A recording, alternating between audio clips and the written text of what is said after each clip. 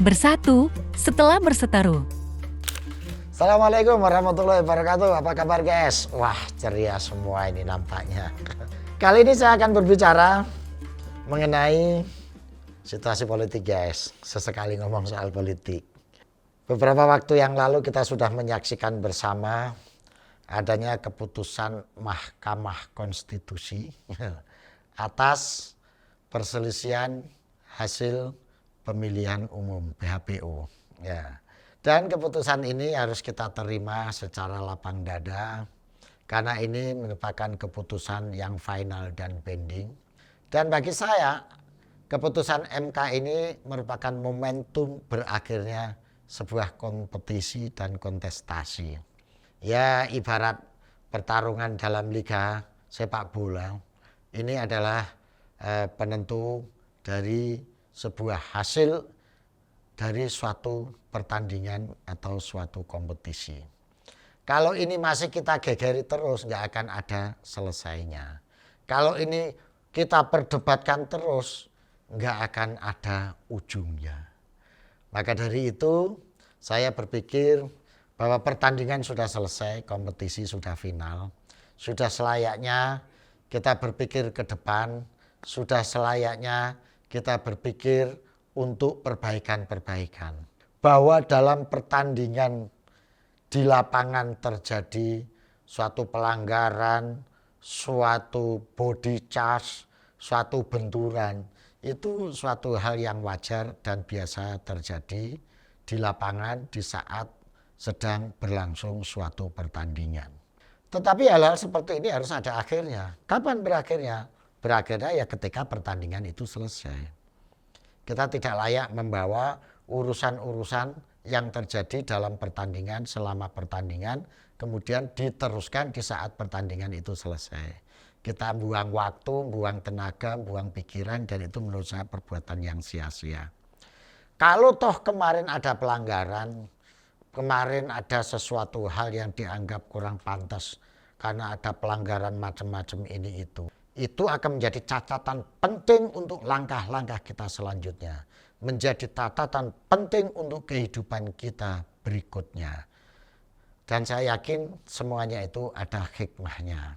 Maka dari itu guys, sekarang yang menang tidak usah jumawa, merasa hebat, merasa sombong.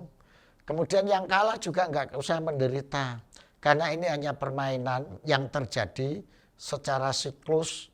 Hari ini kalah, pertandingan berikutnya bisa jadi kalian yang menang. Hari ini menang, bisa jadi pertandingan berikutnya kalian yang kalah. Nggak perlu meratapi kekalahan secara berlebihan. Cukup kekalahan ini dijadikan pelajaran untuk kita berefleksi menjadi yang terbaik di kemudian hari atau pada next pertandingan berikutnya. Yang menang tidak usah merasa hebat dan jumawa. Karena apa?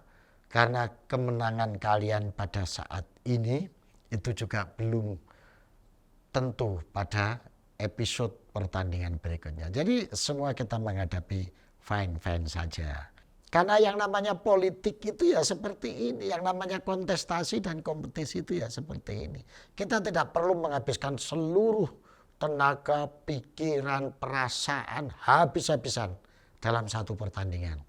Karena ini akan merugikan diri sendiri. Kita harus mempersiapkan diri untuk kompetisi, pertandingan, kontestasi pada fase-fase berikutnya. Agar menjadi yang terbaik, menjadi yang terhebat. Ini yang pertama. Yang kedua, nggak usah terlalu risau terhadap apa yang tampak dan apa yang kelihatan. Karena dalam dunia politik itu yang tampak belum tentu yang nyata, yang benar belum tentu yang sebenarnya. Gitu. Jadi ya yang kita lihat saat ini hiruk pikuk di medsos, di TV, di jalanan. Lah itu hanya bunga-bunga dari suatu politik yang ada. Mudah-mudahan semuanya akan tetap kembali seperti semula, normal, melanjutkan kehidupan berbangsa dan bernegara secara baik. Kita jadikan itu sebagai pelajaran dalam kita berproses berbangsa dan bernegara supaya menjadi lebih baik, menjadi lebih bermartabat dan menjadi lebih hebat. Selamat untuk yang menang dan tetap semangat untuk yang kalah. Karena kehidupan akan terus kita jalani, kontestasi akan terus kita laksanakan. Dan dalam setiap kontestasi ada yang menang, ada yang kalah. Setelah kemarin kita berseteru dalam proses kompetisi politik, saatnya kita kembali bersatu untuk menata Indonesia dan menatap masa depan. Oke guys, terima kasih. Assalamualaikum warahmatullahi wabarakatuh. Alzastro atau lengkapnya Dr. Ngatawi Alzastro, S.Ag, M.Si adalah seorang sosiolog, budayawan, dan tokoh agama di Indonesia. Alzastro aktif beraktivitas sebagai akademisi dan berkesenian, serta selalu keliling Indonesia menyapa berbagai kalangan masyarakat sebagai upaya untuk terus merajut keberagaman bagi Indonesia Raya.